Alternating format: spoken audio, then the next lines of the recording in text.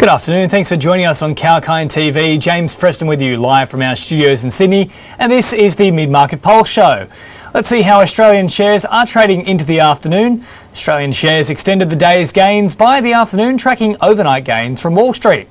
The market witnessed broad-based buying led by telecom and material stocks. The S&P ASX 200 was trading higher by 55 points or 0.75% at 7,356 during the mid-market session. Earlier today, the index opened higher following strong cues from the US markets. On Tuesday, Wall Street ended higher on the back of economic optimism and positive signs surrounding the rollout of COVID vaccines. Moving on to the sectoral front, and 8 of the 11 sectoral indices were trading in green. The telecom sector was the top performer with a 2.8% gain. Among others, materials, financials, industrials and consumer discretionary also witnessed a surge in buying. On that note, let's now focus on some shares that are in the news today.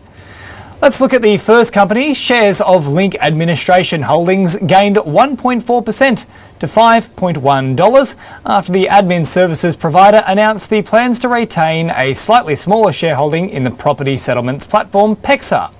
The shares of PEXA are set to list on the ASX on the 1st of July. In an exchange filling, Link, the largest shareholder in PEXA, said it would hold a 42.8% stake in the digital property settlement platform after the IPO. The company will also receive around $180 million worth of cash proceeds, which will be used to pay debts to make the balance sheet stronger and more flexible. Moving on to the next company, and shares of Telstra rose 4% to Australian $3.74 after the telecommunications giant announced that it would sell nearly half of its mobile tower business for $2.8 billion. A consortium comprising of the Future Fund, Commonwealth Superannuation Corporation and Sun Super will acquire a 49% stake in Telstra Infraco Towers, Australia's largest mobile tower infrastructure provider. The transaction values Telstra Infraco Towers at $5.9 billion. And now let's take a look at this ASX listed share that's in the news today. The share price of AGL Energy dropped 4% to $8.74 after the company unveiled its demerger plan. AGL Energy will be renamed Accel Energy and demerge its retailing business, AGL Australia, into a separate ASX listed entity in the fourth quarter of the fiscal year 2022. Accel Energy will operate the coal-fired power plants and wind farms, and AGL Australia will be the multi-product energy retailer. Accel Energy will be led by Peter Bodden as chair and Graham Hunt as managing director and CEO. On the other hand, AGL Australia will be handled by Patricia McKenzie as chair and Christine Corbett as managing director and CEO. AGL currently has strong support from lenders for new borrowing facilities for both potential entities.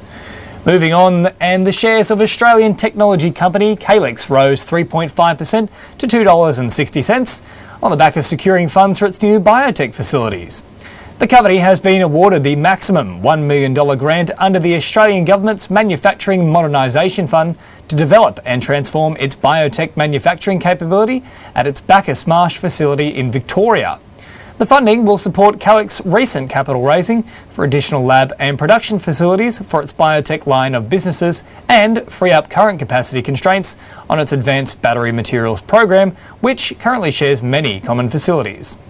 Let's now take a look at the next company that's making news today. And Australian clinical stage drug development firm noxopharm has shared that the European Patent Office has issued a formal notice of allowance of claims for the company's patent application, indicating an intention to progress to a patent grant. The patent relates to the therapeutic use of idronoxil in suppository dosage formulation intended to provide a steady state blood level of the drug. Following the announcement, shares of noxopharm were trading at 0.8% lower at 63.5 Australian cents. Now there's plenty more news from the pharma space to get to in just a moment, but first it's time for a very short break here on Kalkine TV.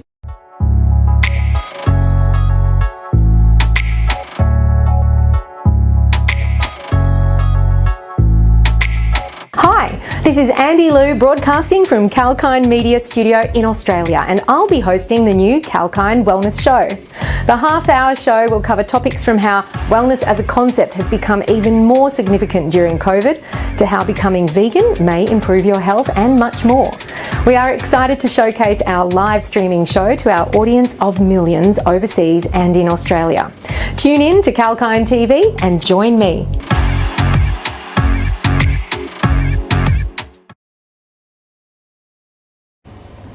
Welcome back to Kalkine TV. James Preston with you, and this is the Mid-Market Pulse Show, a show where we take a look at the news-making stocks of the day as the market unfolds in real time.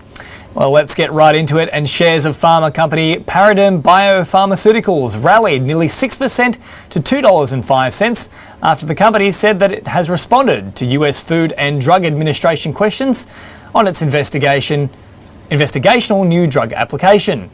The FDA is now expected to review the company's responses and revert over the next statutory 30-day period.